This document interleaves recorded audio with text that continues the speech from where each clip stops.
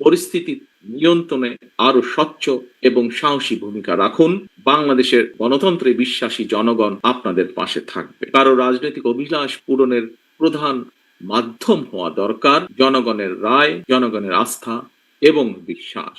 অন্তর্বর্তীকালীন সরকারের পক্ষে ঔদ নির্বাচন অনুষ্ঠান সম্ভব কিনা কোন মহল থেকে এমন ধরনের প্রশ্ন উপস্থাপন বিচ্ছিন্ন বক্তব্য হিসেবে বোধহয় দেখার আজ কোনো সুযোগ নেই।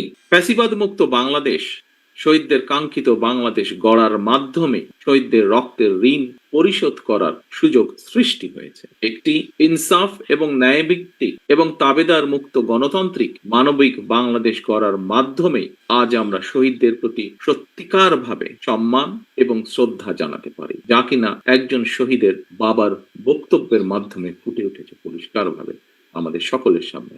হাজারো শহীদদের কাঙ্ক্ষিত রাষ্ট্র গড়ে তোলার পূর্ব শর্তই হচ্ছে জনগণের বাংলাদেশে জনগণের সরাসরি ভোটে জনগণের প্রতি দায়বদ্ধ এবং জবাবদিহিমূলক একটি গণতান্ত্রিক সরকার প্রতিষ্ঠা। জনগণের সরকার প্রতিষ্ঠা করতে হলে দেশে এমন একটি গণতান্ত্রিক নিরাপদ নির্বাচনী ব্যবস্থা থাকা জরুরি, যেখানে প্রতিটি ভোটার নির্ভয়ে নিশ্চিন্তে নিজেদের পছন্দের প্রার্থীকে নির্বাচিত করে জনগণের সরকার প্রতিষ্ঠা করতে পারে। বাংলাদেশে ফ্যাসিবাদের কাঠামো সম্পূর্ণরূপে ভেঙে দিতে হলে নির্বাচনের মাধ্যমে জনগণের রাজনৈতিক অধিকার প্রতিষ্ঠা, প্রয়োগ এবং চর্চার কোনোই বিকল্প নেই।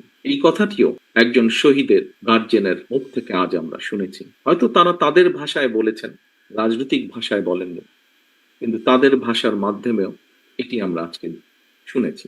প্রিয় উপস্থিতিবৃন্দ, রাষ্ট্রীয় ক্ষমতা, রাষ্ট্রের অপব্যবহার কিংবা প্রশাসনিক কৌশলের পরিবর্তে কারো রাজনৈতিক অভিলাষ পূরণের প্রধান মাধ্যম হওয়া দরকার জনগণের রায়, জনগণের আস্থা এবং বিশ্বাস। আমি আমার বিভিন্ন বক্তব্যে বারবার একটি কথা বলি, এবং সেটি হলো, দেশে জনগণের রাজনৈতিক ক্ষমতায়ন নিশ্চিত করা না গেলে আমাদের কোনো আয়োজনই শেষ পর্যন্ত কিন্তু কোনো কাজে আসবে না, টেকসই হবে না।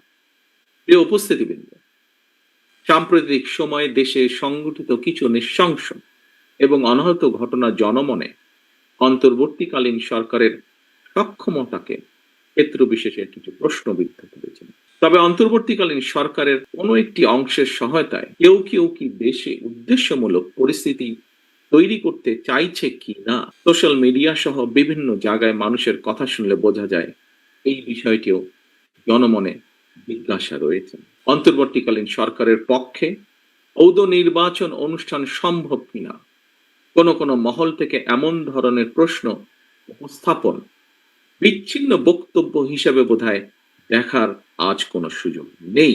অন্তর্বর্তীকালীন সরকারের সম্ভাব্য প্রতিশ্রুতির সময় জাতীয় নির্বাচন অনুষ্ঠান নিয়ে কেউ সময় ক্ষেপণ করতে চাইছে কিনা এ ব্যাপারেও সজাগ দৃষ্টি রাখার জন্য আমি জনগণের প্রতি, গণতান্ত্রিক রাজনৈতিক দলগুলোর প্রতি, আন্দোলনরত দলগুলোর প্রতি, সকলের প্রতি জানাই আহ্বান।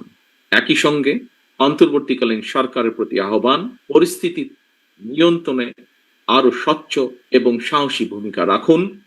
বাংলাদেশের গণতন্ত্রে বিশ্বাসী জনগণ আপনাদের পাশে থাকবে। গণতন্ত্রে বিশ্বাসী রাজনৈতিক দলগুলো আপনাদের পাশে থাকবে যদি আপনাদের ভূমিকা আরো স্বচ্ছ এবং সাহসী হয়।